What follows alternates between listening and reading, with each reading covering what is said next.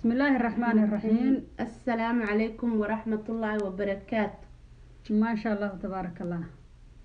لما أنت وايد سلامي وأنا وفردوس إسماعيلة نقورسن شيخ محمد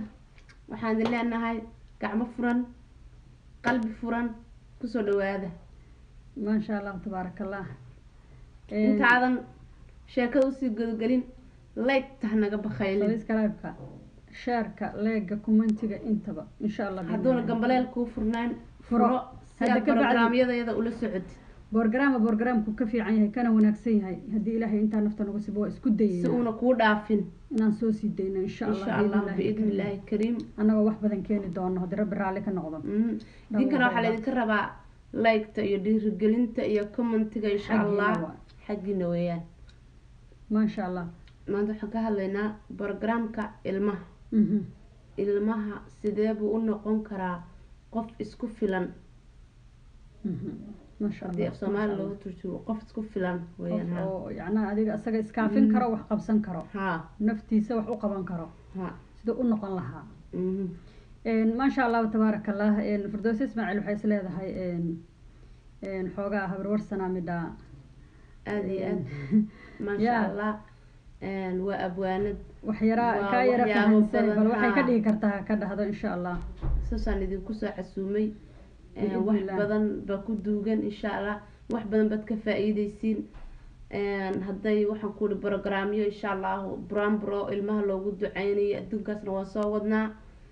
iyo sida tarbiyad badan baan soo wadnaa insha Allah wax badan bad faa'iidi doontiin anaguna waxaan jecelahay marba qofku ka qiimo badan yahay inaad idinku soo casuumo meesha ما شاء الله تبارك الله خير fara badan Allah ku siiyo markii koowaad ma aha markii labaad ma aha aan ka hadlayo janalka Firdowso Ismaaciil insha Allah biidna Ilaahay kariim waxaan leeyahay hore u soco guuleyso gooriya ayaanba qofka bini aadanka ah markuu wax qabad leeyahay naftiisa uu rabo inuu kor u qaado ba tan walaalkiisna uu qabanaya wuxuu u qaban lahaa marka ilmaha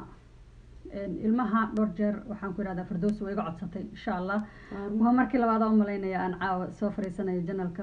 Firdowso Ismaaciil aad barnaamijkan muddo waxay i wareysatay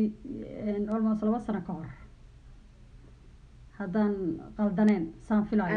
aad waxay ahayd 2008 waqtiga ay iga codsatay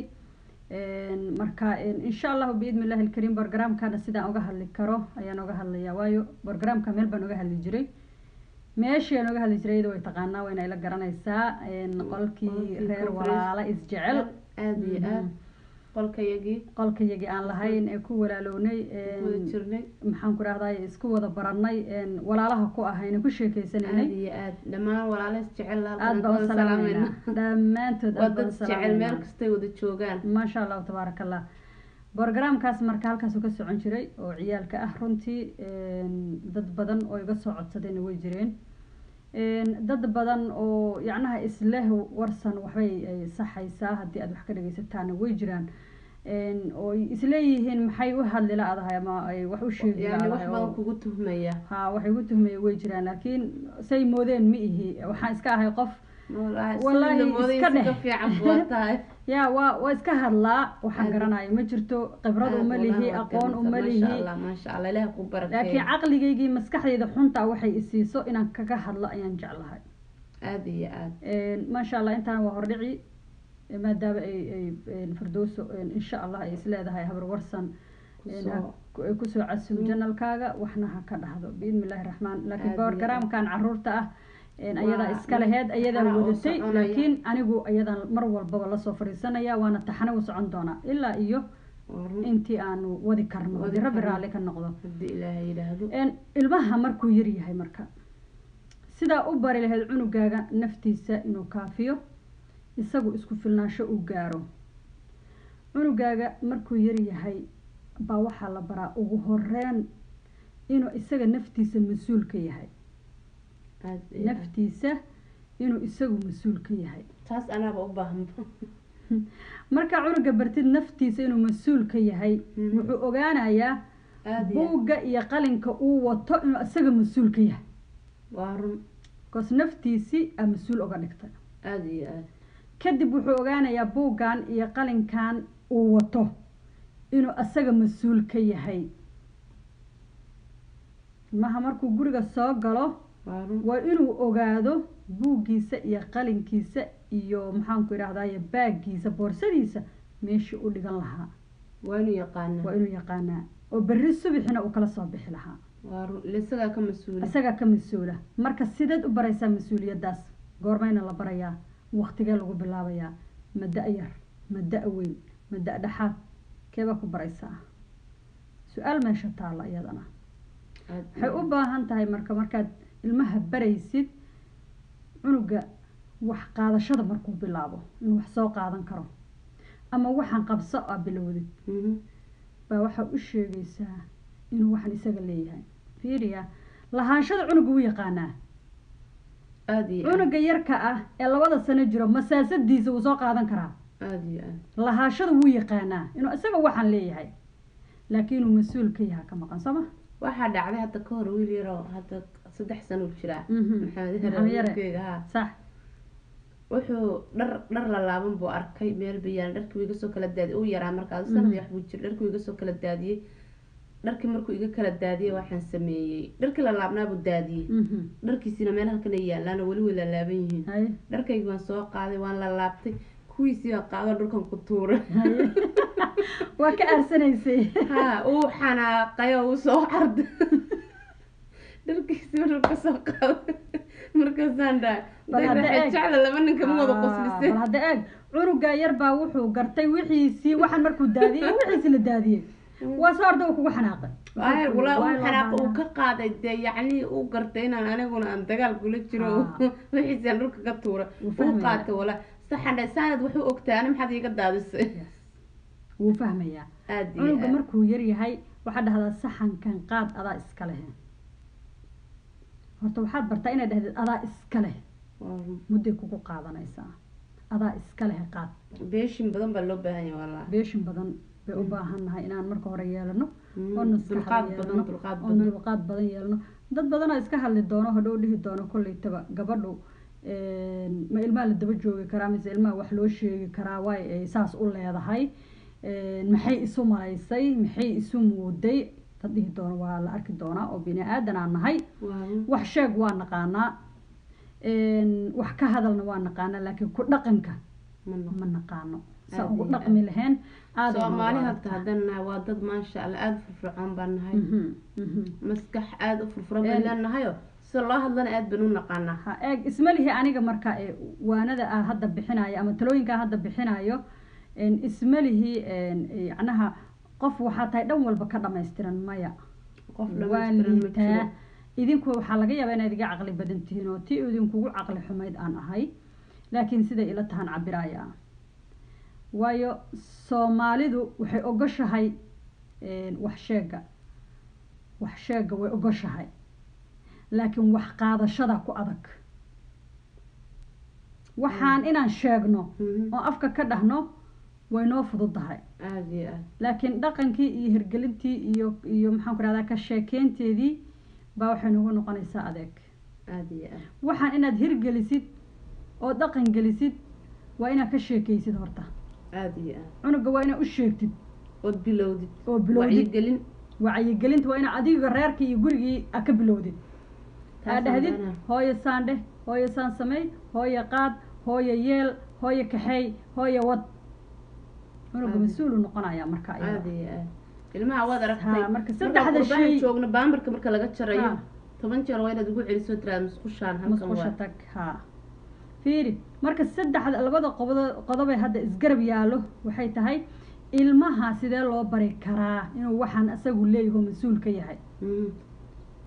lahaashada waxaa ku bilaabaysaa ilmuhu markuu yar yahay. isleedahay hadduu hadal kaa qaadan karaa intuu doono ha jiro. hadduu hadal kaa qaadan karaa wax wuu maqlayaan waana qaadanayaa, wuu ku fahmayaa. haddaad cunuga isleedahay baad baritaanka bilaabaysaa. sida uu qofkani wuxuu leeyahay hadhow mas-uul uga noqdo isku filaansho u gaadho u bal naftiisa ku filaado. markaas maxaan ku idhahdaye sanadka aad markaad bilowdid maalintaa bilowdid maalinteeda kale waxa ku kordhay waa miisaamaysa waa qiyaasaysaa waxaad leedahay waxaan bilaabay sabti oo kale ama axad oo kale aan bilaabay axaddi kale markii la gaaray waxaa fiirinaysaa cunuga inuu weli wax iska soo bedeleen waxaad eegaysaa an weliba waxaan dhihi lahaa mataqaana waqtigaa loo kordhiye 3 bilood ilmaha hala siiyo 3 bilood waxa lagu baro maya yacnaha waxaan ka sheegayaa may jaaniska 3 bilood wuu imaanayaa laakiin waxaan sheegayaa ugu horeen saadan adiga u daciifin ood adiga niyadda oga jabin inuu wax gelayo ilmahan iyo in kale inuu wax gelayo iyo in kale horta tijaabi adigu ha isgabin naftaada dhulka ha dhigin waxaad leedahay maanta meeqa beriyaa laga joogaa intaan wax u sheegayo wiig ma dhan tahay 2 wiig ma dhan tahay 3 wiig ma dhan tahay bil ma dhan tahay ha ka caajisin marka adiga waxaa u sheegaysaa inaa adiga faa'iido u tahay waxaad u sheegaysid aad iyo aad adiga marka maxaa ku gelayo adiga waxaa ku gelaysa hididiilo waxaa ku gelaysa farxad waxaa ku gelaysa inaad hore u socotid inaad dhahdid allele kan waa kaa qaatay muujeedaa waa ku maqlay kan kalena raadi waa ku maqlayaa kan kalena waxaad u ka goon lahayd hadda u sheeg aad iyo aad teeda kale ilmaha ammaantay jecel yihiin markuu hagaajiyo wax fiicneeyo hooy maasha allah tabaaraka allah hooy ilaahay wala bini aadamka dhan amaanta iska jecel aad iyo aad ilaahay khayr ha ku siiyo anigaygaan hadda waa iska rabaa wax iska ka amaano maanta dhan in la amaano iska jeclaan lahaa laakiin waxba kuma helayo waxba kuma helayo maanta dhan haddii la amaano xabad kuma helayo beriga yaraa waxaa jiri jirta reer bandaris ahaan jirna waxaan ilmaha waxaan ahaan jiray iska xoog furan oo xaafada dadka xitaa kasoo shaqeeya haye maasha allah maasha allah markaasaa islaan eedadii oo naga dambaysa xidhi jirta alla firdowsi xoog badan saana wax samaysa tiyaa maskaxdeeda ku qufulan mug amaanta yareed baan rabaa wax kasii daran maantana sabee baa isdhihi jiray inaad kasii daranta tus inaad wax kasii awoodid may maasha allahu tabaaraka allah marka qof kasta waa sidaas waxaan ku idhi waxyaabaha ammaanta waa waxyaabaha aad qofka maskaxdiisa ku gadan karta qalbigiisa cunuga markaad wax u sheegtid oo wixii uu sameeyo oo uu qabto haddaa ammaantid aad abaalgud uga dhigtid cunugaas wuxuu noqonayaa cunug horey u socday because adaa beertaan markaa abuurtid waraabinay kaaga baahan tahay biyay kaaga baahan tahay hadalka marka macaan oo adiga aa cunuga u celinaysid waxay u tahay isaga waraabin isagu waxay u tahay maxaan ku dhahdaa sida beerta oo kale aad biyaha ugu waraabinaysid ba ammaantaada iyo wanaagaaga iyo ducadaada waxay u tahay iyagu beertii waraabin biyihii waraabin lahaa asaga yacnaa wuxuu ku noolaan lahaa enerjigiisa dhan uu noqonayaa ammaantaas marka ammaan cunuga waxaa dhahdaa maasha allah cid kaa fiican ma leh cid kaa horeysa ma leh midka ilmuhu markuu barto waxaan adigaa le buhadha waxay hagaajiso oo bal isku fillow oo iskuulka iskugu filaanaya cadaygan adigaa le kabahan adigaa leh meel dhigo jaakadan waa taadii boorsadan waa taadii qalinkan waa kaagi wax walba adiga waxaan waxaakan adigaa le saxankan adigaa leh mas-uul uga dhigo shay kala xisaabtan wixiisii sax sax inta uu yar yahay waanaad kabihiisa kala xisaabtantid iyo cadaygiisa iyo inta guriga kuu joogo dhahdid waxaan meel dhigo adaa iskale saxankiisa qaadadiisa waanaad kala xisaabtid aawa saxankaagii soo qaad orod meel dhigo maasha allah sax gabar baan aqaanaa aniga runtii nairobi joogtaa gabadhaas maasha allah tabaaraka allah caruur badan ay haystaa khayr fara badan allaha siiyo amiin yaa rabbi ilaahay caruurteeda ha u barakeeyo amiin waxay leedahay maxaan ku rahdaay ilmaheeda qofka keliya ee aan arkay maasha allahu tabaaraka allah ee ilmaheeda la sheekaysato haddana waxa markay hagaajinaysa isla wada hagaajiyaan guriga hadday maanta hagaajinayaan ee iyadu hagaajinayso oo gurigeeda hagaagsanayso way la hagaajiyaan caruurteeda mid kasta waxbay u dirtaa hooyo barkintii harqadeedii soo bixi baad maqlay barkintii harqadeedii labaa gelinayo waa yar yar ilmahaas waa la rafaadaan waa geliyaan waxay dhahaysaa maxaan ku rahdaa sariirtaan goglaynaa adiga xagga qabo mid baa dhakada ka koro sariirtii dhammeedoo la goglayaba mid baa saaran waana goglaynaa bay ku leedahay ilmihiiyo waxaa arkay marka waa dambe maasha allahu tabaaraka allah ilmihiiyo u koro rag iyo dumarba intii ay dhashay ilaahay khayr fara badan ha siiyo walaa usa sabartay laakiin hadhow waxay noqonayaan ilmo wax wada qabsado moogta ilmihiiyo waxaan u tegay wallaahi alcadiim gabdhihii qaarkood ay wajikada ku jiraan oo cunto karinayaan maasha allah iyadana ay fadhido ka sheekay wallaahi fadhigaan ku booqanay fadhigeeda aan ku booqanay anoo anoo meel ka imaadaan soo maro maalintii telefoon iisoo dirtay tir warsane intaada bixin inaan is aragnaan rabaa waa soo arkay wallaahi gabdhihii qaar kamid aha cuntada dabka noogu jira oo cuntadii noo keenay oo shaahi noo keenay oo wax walba noo keenay waxaana xasuustaa sariirtan gogla markay dhahda mid inay kaga sii hormarto sariirtii la goglay mid aa ku fadhida xaggay u jiidee maradii ay soo celinee way fidina iyadana mayo hooye saas dhaha mayo hooye kan dhahay maantao dhan ku jireen maasha allah marka ilmaha markaasaa wax u bartid hadhow cunugii xiisa waxa u qabanayo wax qabashadiisii xiisa u hayso waayo wuxuu noqonayaa wuxuu leeyahay mar hooyada oo kale noqo mar sida hooyada iyo aabbaha wax u qabanayaan aabbaha sida wax u qabanaya fiiri wallahi inaad gaartid weeye cunugu waa is amraaya isagaa is amraayo markuu cunuga soo roonaado 7 sano 8 sano soo gaarana maasha allah waxaa rabtay wuu kula qabanaya wuuna kula samaynayaa waxaan leeyahay marka ilmaha markaa wax u sheegaysaan si nasteexale oo naxariis la ugu sheega ilmaha markaa rabtaan inaad hagaajisaan oo yacnaha uu qalqaali cunuga u yahay ood rabtid inaad waanisid hagaajisidna dil waxba ma taro qayli waxba ma tarto waxba ma yeelaan laakiin waxa waxyeelo waxay tahay hadalka macaan soo jiidashada la fadhiisiga wada hadalka farxad gelinta u sheekeenta intaasba waxay tahay ilmihii waxay u tahay ayagu nafaqo ayagu ay ku nafaqaysanayaan maskaxiyan iyo caqliyan iyo jismiyan iyo jir intaba cunugana caqliga iyo maskaxda markaad ka korisid buu jirka ka koraa maskaxda kori caqligiisa kori jirkaagana waa koraya maskaxiyan waa inuu qofka u koraa maskaxda ka kori marka hore qalbigiisa iyo maxaan ku rahdaa nasteexa iyo naxariis geli soo asagana dadka hadhow ugu naxariisto nasteexa badanna uu u helo insha allahu biidni illaahi alkariim waxaan leeyahay barnaamijkii caruurta halkaasaan kusoo xiraynaa insha allah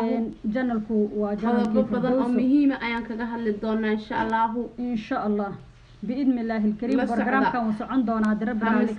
إن شاء الله next time كاغنا دميسو السلام عليكم ورحمة الله وبركاته السلام الله عليكم